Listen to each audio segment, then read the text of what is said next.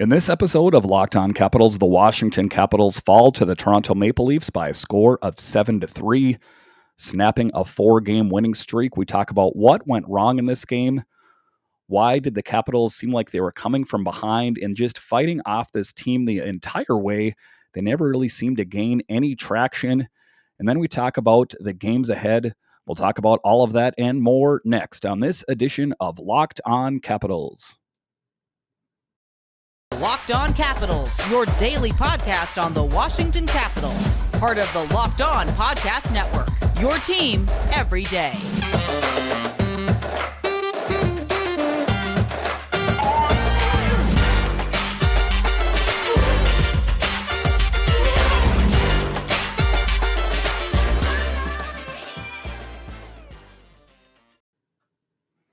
Well, hello and welcome in to this edition of Locked On Capitals.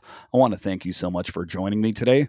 As always, this podcast is free and available on all the major platforms. And thank you for making this your first listen or view of the day. My name is Dan Holme. You can find me on Twitter at DanCaps218. You can find Locked On Capitals on Twitter. It's at Locked On Caps. So the game tonight was a tough one. Make no mistake about it. It was a tough game to watch. I thought that the Capitals were going to keep rolling. They had that 4-game winning streak, but I just want to look at it this way, that this was just a minor setback. Yes, I know you're looking at the score and go, Dan, a minor setback. It was 7-3. I know, but everything in context, everyone that's listening, everything in context. Also, take a look at that Flyers game. That was also a huge win. If you watched Caps Penguins Road to the Stanley Cup, or whatever it was called, it was that great series on HBO back in the day. The narrator said a team is never as good as they are at their high point and never as low as they are at their low point. So I'm paraphrasing, and I'm going to give you some contextual meaning for that.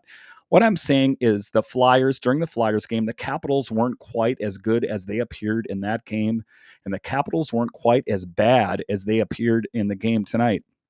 And what I mean by that is that there were just some fundamental flaws that went wrong. I don't think this whole team fell apart tonight, for good. I just think that it was a fluke game. Like I talked about in these podcasts all week, the expectation that the Capitals will never lose a game again is unrealistic. I mean, if you watch sports, you should know that. And I know that the games like tonight are a little bit tougher to swallow because they were such huge losses. But giving credit where credit is due, the Toronto Maple Leafs outworked the Washington Capitals. There's no doubt about it. They were the better team. And on paper, I mean, they're lined from all the way from the top, all the way down. They don't have a lot of filler players on that team. They're pretty much all starters, grade A. You got Marner, Matthews. There's a ton of players on that team that are just grade A players, and they played very well. And they had some solid net minding, which has kind of been one of the Toronto Maple Leafs' issues all season. Campbell played very well, so they won the game. And that's the way it goes. So the Washington Capitals have to regroup. They still had that team meeting not long ago. I don't think they forgot everything they learned in that team meeting. I just think that they need to refocus. And looking at social media, shortly after the conclusion of the game, and it was all doom and gloom. The sky is falling. I told you guys not to believe in this team. It's really too much to bear, and I don't know why I waste my time going on social media because it's mostly all just that. Samsonov sucks. And that was one of the things that bugged me the most. And I know I've said some disparaging things about Ilya Samsonov tonight, but to the people that watch the game, do yourself a favor and watch it back if you think Ilya Samsonov sucked. I don't believe he sucked. I think that Toronto applied heavy pressure, and I think the defense collapsed in front of him. The goalie for the team cannot win the game for you. He sure can help, and he can help the team lose. But if you watch that game back, I watched the condensed game back already, Ilya Samsonov cannot, take all the blame square on his shoulders for the loss tonight. It's just really not fair to him. There were a lot of defensive miscues. Now, I'm not going out there and saying that Ilya Samsonov didn't make any mistakes, but to say that he was the reason that the Capitals lost tonight is crazy. Take a look at the score, for example. What was it, 7-3 tonight?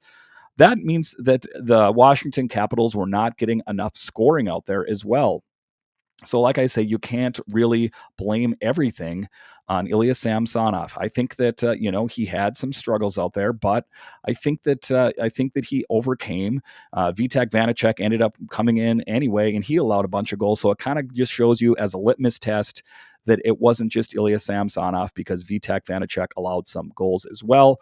So to start off the game, Sammy was in net. Ovi throwing his weight around early. And to start off the game, I thought, things are going in a good direction. Ovi is pissed off out there and he's slamming people into the corners. We needed to see more of that tonight. If there's one thing that was void in this game tonight, was a physical presence. Now, I know what you're saying. Tom Wilson got into a fight and Hathaway was being his typical sandpaper personality. I'm not talking about that. I'm talking about across the board physical presence. I'm talking Dale Hunter hockey, dang it. And I think that that's what the Washington Capitals need to do. They need to get a little bit more Dale Hunter hockey and do them laying over in front of the pucks. Say what you will about Dale Hunter. A lot of the players on the team didn't like him at the time, but, he was telling even Ovi, that was defense was a good offense with Dale Hunter, and he was all about a physical game. A little bit of that was missing with the Washington Capitals tonight. I know that Peter Laviolette is a great coach, and I don't blame any of this on him. I just think that honestly, I think that, just being a solid assessor of self and your team, the Toronto Maple Leafs were just better, period. You don't need to overthink it. You don't need to start pointing fingers. The Toronto Maple Leafs were better tonight. That's it. Moving on. So the Washington Capitals have to move on and look at the Montreal Canadiens, who they're playing. Taking a look at the game, Bunting gets the goal to start it off, 1-0. Leafs. Matthews Marner assist, and there we go. There is that all-star lineup. Matthews, who is one of the top goal scorers in the league, he's a younger man. He probably will be for years. And Marner, another guy out there. It's like an all-star team just on the Toronto Maple Leafs alone. Then Nylander's out there. He misses an open net. Leafs are applying the pressure, while the Caps are sleeping.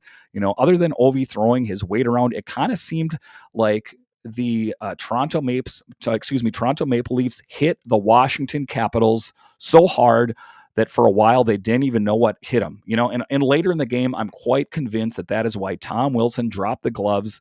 If you watch the game, he was ready to drop his gloves. He did have his gloves off his hand before they even dropped the puck. He was pissed, and he was looking to change the tide. The Capitals might not win this game, but damn it, he was going to win the fight. And he did. So, just taking your victories where it was, I would say that Tom Wilson won the fight in the game. Caps 0-1 on the power play. Then Nylander goal, 2-0 Toronto. This is all in the first, by the way. Caps were bunched up and out of position. Campbell, the goalie, was calling plays, almost like a quarterback. Did you guys see that out there? If you take a look back on that one, right after the Nylander goal, the Capitals were all out of position. They were all bunched up in the left corner, and Campbell is pointing down the ice like there is an open lane right down the middle. And he was right. They ended up scoring a goal. And this was the big part here of the game. This is what got everyone in Toronto all up in arms, was Wilson's hit on Campbell. But if you watch the videotape back, he was shoved into by Muzzin. Toronto did not believe that. No one in Toronto believed that, and I'm not really sure why. I know that sometimes when you're playing and you're watching your home team, you kind of watch the game with blinders on. I'm sure I'm guilty of it from time to time myself, but it was a clear thing that Wilson hit Campbell, but he was shoved into by Muzzin. There's no mistaking about it. And the Toronto Maple Leafs did not get over that the entire game. And Tom Wilson was pissed off and arguing with the entire Leafs bench. Now, I'm surprised he didn't get into more fights, but I just think, like I say, the Toronto fan base they love their team and they love hockey up there, but they kind of totally missed the call. They replayed it on the big screen there, and no one was paying attention. And here's what I'm talking about. When I talked about earlier that the Capitals, can place all the blame on Ilya Samsonov, the Caps only got 4 shots on net in the first period. How is that Ilya Samsonov's fault? I'll give you a couple seconds to think about it. Okay, so Ilya Samsonov had nothing to do with that.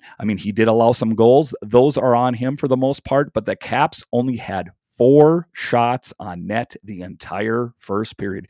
You think that had something to do with the score a little bit? Yeah, I think so.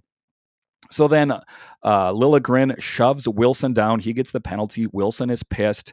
Wilson was already pissed from before, but now he's really pissed off. And Liljegren was trying to come after Tom Wilson for some sort of retribution.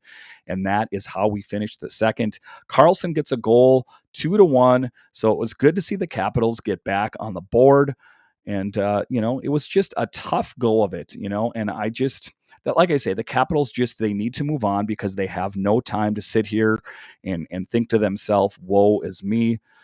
So after the break here, I'm going to tell you what happened in the latter part of the game. But first, this is the time of year I've pretty much given up on all my New Year's resolutions, but not this year. I'm sticking to my resolution to eat right thanks to Built Bar. It almost feels like it's not really a resolution because I actually enjoy eating them. Have you tried the Puffs? If you haven't, you're missing out on one of Built Bar's best tasting bars. Puffs are the first ever protein-infused marshmallow. They're fluffy, they're marshmallowy, they're not just a protein bar, they're a treat, and they're covered in 100% real chocolate. Puffs are a fan favorite with some incredible flavors: yummy cinnamon churro, coconut marshmallow, banana cream pie. They're so good. All Built Bars are covered in 100% real chocolate. Yep, the Puffs too, 100% chocolate. They're low calorie, high protein. Replace your candy bars with these. They are better. A typical candy bar can be anywhere from 200 to 300 calories. Ouch.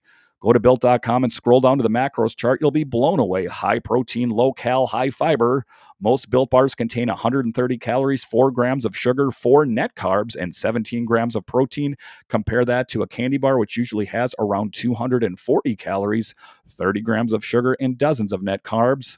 So, go to built.com, use promo code LOCKED15 and get 15% off your order. Use promo code LOCKED15 for 15% off at built.com. Thank you, Built.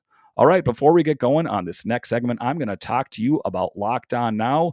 Locked On Now is Locked On's team of local experts. We'll break down every game, every night during the week, and you don't need to go to the NHL Network or ESPN. We've got you covered at Locked On Now. So go to Locked On Now on all your major platforms and YouTube and be in the know when it comes to the Washington Capitals and the NHL at large. All right, in the second period here, we're going to get into it. I'm just going to kind of break down this game for you because just if you're just looking at the highlights, sometimes it's kind of hard to get a good read on it. And maybe you didn't, in fact, get a chance to watch the game. So I'm just going to kind of fill you in with what happened. So John Carlson gets a goal, 2-1 Leafs. John Carlson cuts the Leafs lead to 2-1 with his 15th goal of the season. This is the second time in his career with 15 goals and 50 assists in a season, the first defenseman in franchise history to accomplish that feat twice. And then Lyubushkin gets a goal, 3-1 Leafs. Nylander goal, 4-1. Sammy gets pulled. Defense collapsing in front. Caps are not scoring. Enter Vitek Vanacek. So it was 4-1.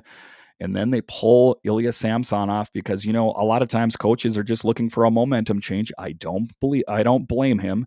And then the fight. Wilson and Clifford fight. Wilson wins. It was a back and forth fight. It wasn't just a total one-sided fight. But if you had to rate the winner, and I'm not saying it just because he plays for the Capitals, but Clifford had a mouthful of blood, and Tom Wilson looked pretty unscathed, I've got to say. Then Mikheyev gets a goal, 5-1, leaves a Bunting goal, 6-1. The wheels are falling off this game. Tom Wilson scores to cut Toronto's lead to 6-2. That marks Wilson's fourth straight game with a point, 3 goals, 2 assists. So to all the people out there, I'm sure there was a lot of them in Toronto that looked at him, especially with his behavior tonight, with him crashing the net and doing all this stuff that, Tom Wilson's just a goon and all he is a fighter. Take a look at the stats. They say otherwise. He's number 3 on the Washington Capitals and number 1 in your hearts for being just a really heart and soul player. Like I say, he's number 3 on the team, and he has 3 goals, 2 assists. What else could you ask for out of Tom Wilson? Nic Dowd scores his 9th goal of the season to cut Toronto's lead to 7-3. Dowd has recorded 4 points, 1 goal, 3 assists over his last 4 games and is now 1 point shy of 100 career points, 44 goals, 55 assists. Trevor Van Riemsdyk and Johan Larsson earned the assist on Dowd's goal. Both players now have points in consecutive games. Larsson 1 goal, 2 assists. Van Riemsdyk 2 assists. Wilson additionally has points in 9 of his last 11 games. Wow. So just taking a look at that, just take a look at the scoring, take a look at the shots on net. It is clear to me to see why the Toronto Maple Leafs won that game. And, you don't need to beat your head over it. And I don't think that Peter Laviolette really needs to talk about it too much. It's just, sometimes accidents happen. Sometimes you're off your game. Tonight was one of those examples that the Washington Capitals were just off their game. They got outworked. So the Washington Capitals need to regroup, take a look at some of the film and try to figure out how they got outworked, because, the sad part of it is what if they were facing the Toronto Maple Leafs in round one? I think that, that would be tough for the Capitals to come back from a stunning loss like that. But that's what I'm saying. You kind of just have to brush it off your shoulders. You can't think about it too much, or you're going to lose. That's what's going to happen. And I think they have a strong leadership core in the Washington Capitals, and I think they will find a way to overcome. As a matter of fact, I know they will. They have to. And if you take a look at their record, just their things are going great for them. They had that 4-game winning streak. They won that huge game against the Flyers. And then they had those statement wins against Boston and Pittsburgh. It's not time for the Washington Capitals to feel down in the dumps just because they had an off game. If there's any solace there, it's going to be in the fact that they're playing the Montreal Canadians, who I believe are the worst team in the NHL. It's really hard for me to say that because, the Montreal Canadiens for years were a great team, and they gave the Washington Capitals fits for many years. I mean, if you think back, oh man, I don't know, 10 plus years ago, it seemed like the Washington Capitals and the Montreal Canadiens, the Habs, um, they played each other quite often in the playoffs leading up to the Stanley Cup, and usually they gave the Washington Capitals fits, and most of the time the Washington Capitals ended up losing to the Montreal team, but that was many years ago and many players ago. So the Washington Capitals need to refocus as they head into playing Montreal. They don't have any time to lick their wounds and say, woe is me, because they don't want to fall into what you call a trap game. Those are the ones that I've talked about, and is well known that, you kind of go in there and you would just assume that you're going to beat your opponent. Well, let's, get real here. The Montreal Canadiens, they're professional hockey players that have pride. They're not just going to just lay over and let you run them over. They're going to want to beat the Washington Capitals to play spoiler. They know that they have no dreams of going to the playoffs or the Stanley Cup. What do they have left to lose? Absolutely nothing, but destroying the hopes of teams that are making their push for the playoffs. So the Washington Capitals have got to be ready for this Montreal Canadiens team. I know what you're saying, Dan. Well, the Montreal Canadiens, they suck this year. And you're right, they do suck this year. But they've gotten better under the tutelage and leadership of Martin St. Louis. I still don't really understand that story, how he got to be the coach. He went from playing to coaching kids to getting a promotion as getting hired as the head coach of the Montreal Canadiens. It all boggles my mind. I don't understand it. It sounds like the script of a Disney movie, and maybe they will make a movie about that someday. So anyway, the Washington Capitals have got to be prepared for that team because, they have a pedigree of winning in Montreal. Take a look at the rafters there. They've won some cups there. They know what to do. It's not going to happen for them this year, but it is a team that comes from a strong core of leadership. And I have no doubt in my mind that the Montreal Canadiens will be a good team in the future. And so you can't take any of these teams lightly. All right, after the break, we are going to talk about the games ahead. Yes, the Washington Capitals head out west, young man. We'll talk about those games after this. All right, betonline.net is your number one source for all your betting stats and sports info. Find all of the latest sports developments, league reviews, and news, including this year's basketball playoffs and the start of the Major League Baseball season. BetOnline is your continued source for all of your sports wagering information, from live betting to playoffs, esports, and more. Head to the website today or use your mobile device to learn more about the trends and action. Bet online, where the game starts. And that's what it's all about. As you watch these, sporting events, and baseball season is starting, sometimes you don't have a lot of interest in some of those. I, for example, have a lot of interest in the Washington Nationals, as I'm sure a lot of you do as well. But if you want to make it more interesting, head over to BetOnline and put some money on one of these games, and it'll make it even that much more interesting for you. All right, in this final segment here, we are going to talk about the road ahead as the Washington Capitals head out west. So to the people that watch, the games and listen to them from out east, I would assume that most people that are listening to this podcast are from the East Coast somewhere. So these are going to be some late games for you to watch as the Capitals next week head out west. They play Colorado on Monday, and the Colorado Avalanche lead the league in points. And it's going to be a tough one. It's going to be a late game. So, I mean, it's only going to be for the Hardy fans. The game doesn't start until 8 p.m. Central. I live in the Central time zone, so that's 9 o'clock Eastern. So those are going to be some difficult games for Washington Capitals fans to watch. But that really has nothing to do with anything other than the fan aspect. The Washington Capitals are going to have to be ready, and this is a proving ground for this team. They are playing the Colorado Avalanche, who lead the league in points. If you want a true test, that's it. I know that the game tonight gave the Washington Capitals fits, but the game on Monday will be equally as hard. So they're going to need to focus. They have that kind of, let's call it even a practice game against the Montreal Canadians. And then the rubber meets the road for this Washington Capitals team as they head out west. They play Colorado Monday and Vegas on Wednesday. It's going to be a tough test for this team. And then they conclude that trip on Friday as they play the Arizona Coyotes, a team that is kind of caught in limbo. They're going to be playing in a college arena next year that I think only holds like 5,000 people. So they have a couple of those games coming up. The Washington Capitals playing the Canadians on Saturday, and then they conclude that road trip playing the Arizona Coyotes. Both teams are quite lousy this year, to be honest with you, but both of those teams are playing for jobs. And, you saw, if you guys saw that Jay Beagle fight in Arizona, what you were witnessing was frustration on the part of the Arizona Coyotes. They were getting their butts handed to them, and the players from the other team were kind of laughing at them, and they had enough, and Jay Beagle snapped. And that's what I'm talking about in those kind of games. You watch them and frustration builds. There is a lot of pride within an NHL player. It doesn't matter if you're playing on the first place team or the last place team. You are a person with emotions. And the emotions got the best of Jay Beagle, former Capital, as you all know. And I would say one thing about Jay Beagle is it seems a bit uncharacteristic of him to kind of fly off the handle to that extent. I was listening to the 32 Thoughts podcast. Jeff Merrick and Elliot Friedman were kind of talking about that as well. They said that the fight was going okay until the point where his body actually went limp and Jay Beagle kept delivering punches. So he kind of got into that crazy state of mind where he wasn't even putting up a fight. The guy that he was fighting did not even want to fight him, but Jay Beagle kept delivering hit after hit after hit.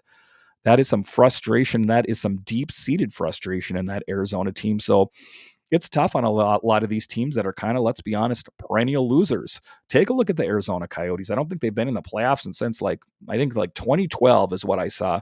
So it's been some time since they've even been to the playoffs, period.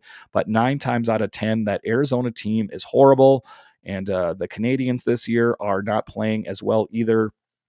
The Canadians aren't as bad of a team, but that's what I'm talking about. We know that Colorado is good. That is going to be a big challenge. The Vegas Golden Knights, who the Washington Capitals played in the 2018 Stanley Cup, the Washington Capitals being the victors in that case, there's still a lot, even though it's a different coaching staff and a lot of different players, different goalies, all this different kind of things, there is still some of the players that are left there, and there's some bad blood on the team and in the fan base. They hate the Washington Capitals because, let's face it, the Vegas Golden Knights, their inaugural season, 2018, they were on top of the world. They made it to the Stanley Cup playoffs their first year in the league.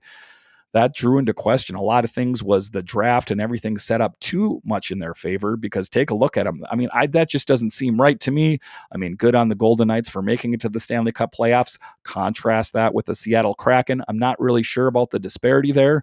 Maybe it was just the luck of the Vegas scene that they ended up, getting the right players. But in any event, the Vegas Golden Knights, they have not forgot about the Washington Capitals and what they did to them in 2018. And even though we are some years removed from that Stanley Cup, it has not been forgotten about. I mean, you take a look at the Washington Capitals and the teams that they have rivalries with. Take a look at the Penguins. How many years have they had rivalry with them? It seems like forever. And it seems like the Washington Capitals are generating new rivalries all the time. It seems like there is going to be some bad blood between the Capitals and Toronto as they face them later this month, and you better believe that there's going to be a physical game out there. The Capitals are going to be pissed off, and they are going to be out for blood as they face that Toronto Maple Leafs team. Make no mistake about it. So that will be an interesting game to watch. That is later this month. And that is all for us gearing up to the Stanley Cup playoffs. And the first round, it still has not been determined. I didn't check all the points and everything tonight and see who was playing. But as it stands right now, it's between Carolina and the Panthers in the first round for the Washington Capitals. Either one of those teams are formidable opponents, so there's no easy games there. And let's be honest, you don't want easy wins because the rubber meets the road at some point, and you are going to play a tough team. So you better just get it out of the way right now. Just get used to it, sharpen your teeth, strengthen your resolve as you play these tough teams. I wish the Capitals would have played better against Toronto. The game tonight was unacceptable. I don't want to make excuses for the Capitals. I don't want to make or excuses for Ilya Samsonov, but like I say, you just can't sit there and dwell on your failures. You have to look forward. You have to keep your eye on the horizon. The end goal for all teams is a Stanley Cup win. And that's what the Washington Capitals want. I know it seems like a far-fetched goal. Everyone on television says that this is an aging roster and they have, their goaltending is so young and, not a real determined commodity.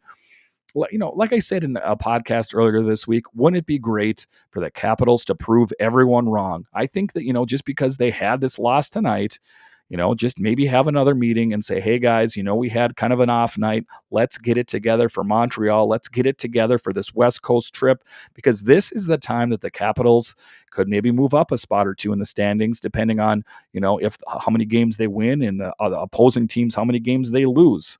So the Capitals just need to keep their eyes on the prize, and that's winning the Stanley Cup.